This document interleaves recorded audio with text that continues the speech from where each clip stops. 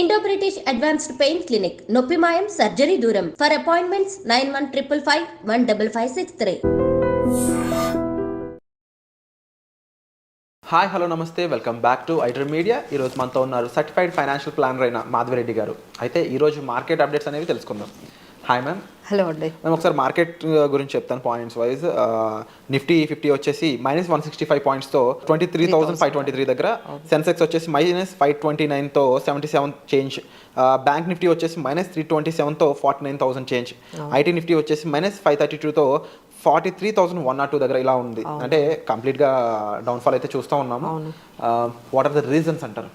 So reasons అయితే మనకి కంటిన్యూస్గా అవే ఉన్నాయండి. లైక్ మార్కెట్లో అంటే ఒక దగ్గర అంటే 24,000 అనేది మనం ఒక మార్క్ పెట్టుకున్నాము. బట్ అది కూడా బ్రేక్ అయ్యి మార్కెట్ ఇప్పుడు 23,500 దగ్గర స్ట్రగుల్ అవుతుంది. సో నెక్స్ట్ ఇంకా డౌన్ఫాల్ అవుతుంది అనుకుంటే మనకి నెక్స్ట్ సపోర్ట్ 23,200 దగ్గర సపోర్ట్ ఉందండి. So Nifty if you can take the support from 23,200 then market can sustain. But otherwise it will go maybe near to 22,000కి వెళ్ళే ఛాన్సెస్ కూడా కనిపిస్తున్నాయి. Because the reasons are plenty అండి. ఎఫ్ఐఐస్ అయితే మాత్రం still సెల్లింగ్లోనే ఉన్నారు. సో ఈ లాస్ట్ 2-3 వీక్స్లో కూడా మనం చూసుకున్నట్లయితే 11,000 crores వాళ్ళు సెల్ చేస్తున్నారు. సో ఎఫ్ఐఐస్ ఒకవైపు సెల్లింగ్ కంటిన్యూ అవుతుంది. అలాగే రూపీ డిప్రిసియేషన్ అండి major concern right now for the economy of India is rupee depreciation. 85. So maybe 86 rupees అయిపోయినా మనం ఆశ్చర్యపోక్కర్లేదు. So that is also major concern. So ఒకవైపు డాలర్ ఎప్రిషియేట్ అవ్వడంతో పాటు ఈ రూపీ డిప్రిషియేట్ అవ్వడంతో సో ఎఫ్ఐఐస్ ఎక్కువగా ఇక్కడ నుంచి మనకి వెళ్ళిపోవడం కూడా ఈ రూపీ డిప్రిసియేషన్కి కూడా కారణం అని మనకు అనిపిస్తుంది.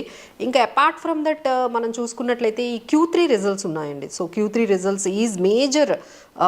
మనకి ఇప్పటి నుంచి మార్కెట్ డైరెక్షన్ అంతా కూడా మనకి Q3 రిజల్ట్స్ మీదే డిపెండ్ అయి ఉందండి. ఎందుకంటే లాస్ట్ క్వార్టర్ రిజల్ట్స్ బాగాలేవని మన మార్కెట్స్ అక్కడి నుంచి ఎఫ్ఐఎస్ సెల్ చేశారంటే చాలా వాల్యూషన్స్ ఉన్నాయి. కార్పొరేట్ రిజల్ట్స్ అయితే అంత పర్ఫెక్ట్గా లేదు, దానికి ఈక్వలెంట్గా లేదు. సో అని చెప్పేసి వాళ్ళు సెల్ చేశారు. సో నౌ ఇన్ దిస్ ఇప్పుడు మనకి 7th Jan నుండి స్టార్ట్ అయ్యాయండి రిజల్ట్స్ రావడము. సో 9th Jan అంటే ఈరోజు TCS టాటా ఎల్ఎక్స్ఐ మనకి రిజల్ట్స్ వస్తున్నాయి. రేపు 10th Jan CESE వస్తుంది. తర్వాత మనకి ఇంకా పెద్ద కంపెనీస్ అండి. 14th Jan HDFC AMC, 15th Jan HDFC life, 16th Infosys రాబోతుంది. అలానే 17th ICICI Lombard, 20th ICICI securities MCX. ఇలా మనకి నెక్స్ట్ వీక్ ఇంకొంచెం క్లారిటీ అయితే మార్కెట్కి వచ్చేస్తుందండి. బికాజ్ మేజర్ రిజల్ట్స్ అన్నీ కూడా స్టార్ట్ అయిపోతున్నాయి. సో ఎర్నింగ్ సీజన్ అయితే స్టార్ట్ అయింది మార్కెట్కి. So now we can see some direction.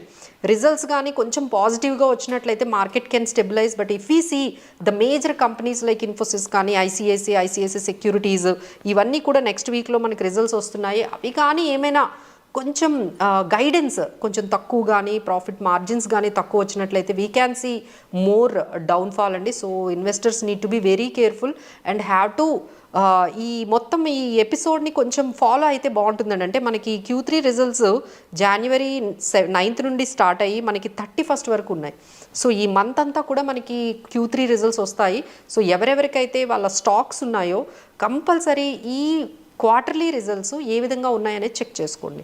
So if your stock is giving good results stay with that, don't get worry about the stock. But మీ stock ఏదైతే ఉందో ఆ company results కానీ నెగిటివ్గా వస్తే then you have to be very much conscious అండి.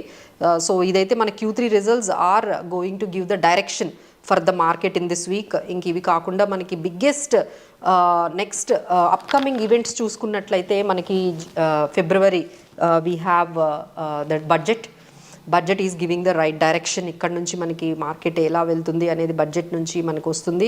ఆ తర్వాత మనకి February 5th మహారాష్ట్ర అదే ఢిల్లీ ఎలక్షన్స్ ఉన్నాయి. సో దాని అవుట్కమ్ మనకి 8th వచ్చేస్తుంది. So now the action is already started. ఈ 9th నుంచి రిజల్ట్స్ తర్వాత ఫాలోడ్ బై మనకి ట్రంప్ 20th వస్తున్నారు. సో ఒకవైపు ఒక విధంగా టారిఫ్స్ అని అందరికీ బాగా భయపెడుతున్నారు, ట్రేడ్ వార్ అంటున్నారు. So need to be very very cautious అండి. సో మీరు ఎవరికైనా ఈ మార్కెట్స్లో definitely everyone is holding the shares, రకరకాల మనకి డిఫరెంట్ సెక్టార్స్ సంబంధించిన షేర్స్ పోర్ట్ఫోలియో అంతా మెయింటైన్ చేస్తూ ఉంటారు, రకరకాల మ్యూచువల్ ఫండ్స్లో ఇన్వెస్ట్ చేస్తూ ఉంటారు. సో వాళ్ళందరూ కూడా ఈ చూసి వర్రీ అవ్వకండి. So don't take any rash decisions తీసుకోకుండా, ఒకేసారి ఎగ్జిట్ అయిపోకుండా. So better you just meet some financial planners.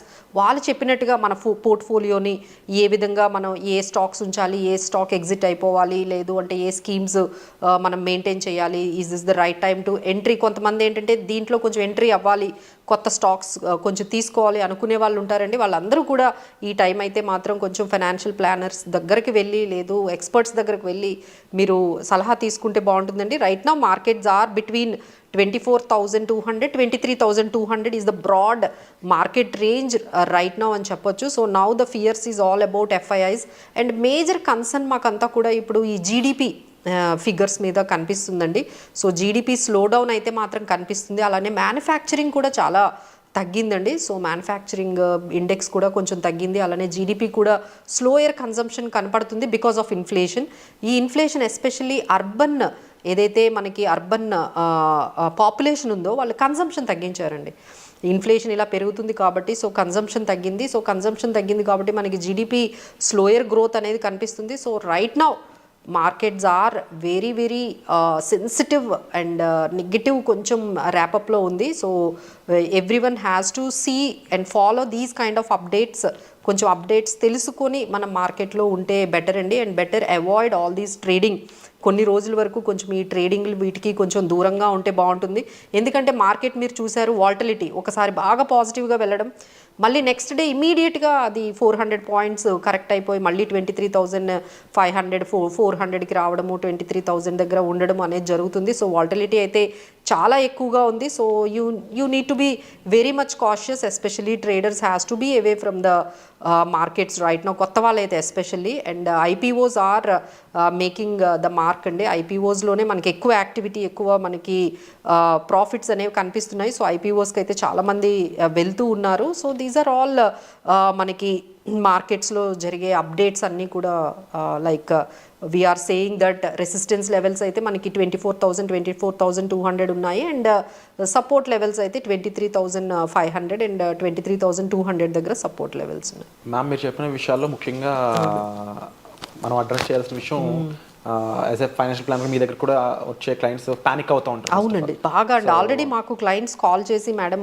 40,000 తగ్గింది, నెగిటివ్ కనిపిస్తుంది అంటే రీసెంట్గా అండి. అంటే ఎవరైతే ఈ జూన్ నుండి ఎంటర్ అయ్యారో మార్కెట్లోకి వాళ్ళకైతే కొంచెం ప్యానిక్ అనండి. ఎందుకంటే వాళ్ళు ఇప్పుడు అంటే మార్కెట్ హైలో ఉన్నప్పుడు ఎంటర్ అయ్యారు.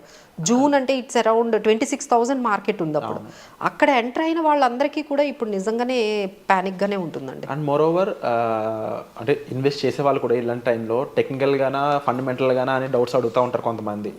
వై బికాస్ ఇప్పుడున్న సిచ్యువేషన్స్ అన్ని కూడా ఫండమెంటల్ గా ఎలాంటి స్ట్రెంగ్త్ అనేది మన ప్రొడక్ట్ పర్ఫామ్ చేస్తుంది అనేది చెక్ చేసుకోవడం కానీ, బట్ స్టిల్ ఇబ్బంది పడే ఛాన్సెస్ ఉంటూ ఉంటాయి. వై బికాస్ వాళ్ళకి రైట్ R&D లేకపోవడం వల్ల. లేదా ఫైనాన్షియల్ ప్లానర్ గా మిమ్మల్ని రీచ్ అవుట్ అవ్వడం ద్వారా ఎటువంటి గైడెన్స్ ఇలాంటి టైంలో ఇస్తారు? అవును, డెఫినెట్లీ అండి. So anyone can reach us through by calling these numbers. So ఏ డెసిషన్ అయినా ఫైనాన్షియల్ డెసిషన్స్ అనేవి తీసుకునేటప్పుడు ఒక్కసారి ఒక ఎక్స్పర్ట్ ఏం చెప్తున్నారో విని ఆ తర్వాత మీరు ఫైనల్ డెసిషన్ తీసుకోవచ్చు. సో రైట్ నౌ కొన్ని స్టాక్స్ అయితే బాగున్నాయండి. ఎస్పెషల్లీ మనము ఈ HMPV వైరస్ గురించి మాట్లాడుకుంటున్నాం. సో ఈ వైరస్ కూడా కొంచెం స్ప్రెడ్ అవుతూ ఉంది. బట్ దానికన్నా మార్కెట్లో ఎక్కువగా ఇంపాక్ట్ చూపిస్తుంది FIS selling, GDP slow down and rupee set back. ఇవి కొంచెం మేజర్ కన్సర్న్స్గా కనిపిస్తున్నాయి. బట్ కొన్ని స్టాక్స్ అయితే ఇప్పటికీ కూడా కొన్ని పిక్ చేసుకోవచ్చండి. లైక్ ఎగ్జాంపుల్ ఈ టైంలో డయాగ్నోస్టిక్ స్టాక్స్ కొంచెం బాగా పెరుగుతాయి.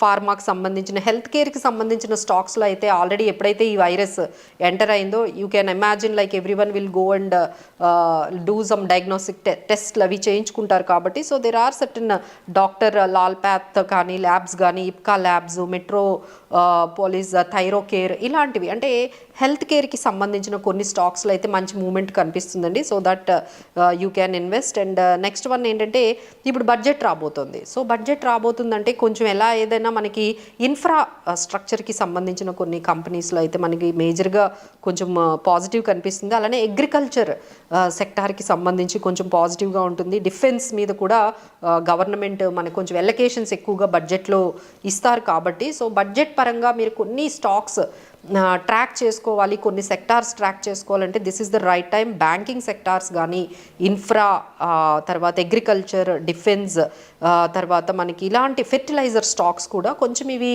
ట్రాక్ చేసుకోండి. అంటే ఎవరైనా ఈ బడ్జెట్ స్టాక్స్లో కొంచెం ఇన్వెస్ట్ చేయాలి అని ఇంట్రెస్ట్ చూపిస్తే మాత్రం these are all the right stocks right now taking the budget and taking the HMPV virus, ఈ వైరస్కి సంబంధించి ఈ డయాగ్నోస్టిక్ స్టాక్స్ ఇలాంటివి ఏమైనా కొంచెం మీరు సెలెక్టివ్గా పిక్ చేసుకుంటే ఫండమెంటల్గా స్ట్రాంగ్గా ఉన్న స్టాక్స్ బాగుంటాయండి. Wonderful ma'am, and thank you so much for the information ma'am. So విన్నారు కదండి, ముఖ్యంగా ఎటువంటి టైంలో అయినా సరే ప్యానిక్ అవ్వడం కంటే కూడా ఒక ఆచితూచి ఆలోచించి నిర్ణయం తీసుకోవడం అనేది బెటర్. బట్ మీకంటే ముందే మీకు ఒక ఫైనాన్షియల్ ప్లాన్ అనే వాళ్ళు ఉన్నట్లయితే దీనికి సంబంధించి వాళ్ళు ఆల్రెడీ R&Dలో ఉంటూ ఉంటారు కాబట్టి రీసెర్చ్ అండ్ మిగిలిన విషయాల్లో మీకు సరైన గైడెన్స్ ఇవ్వడానికి ఛాన్స్ ఉంటుంది. అలాంటి గైడెన్స్ మీకు కావాలనుకున్నట్లయితే డిస్ప్లే అవుతున్న నెంబర్స్ కాల్ చేసి మీరు మ్యామ్ని కన్సల్ట్ చేయొచ్చు. సో వచ్చే ఎపిసోడ్లో మళ్ళీ కలుద్దాం. Thank you so much for the information. Thank you.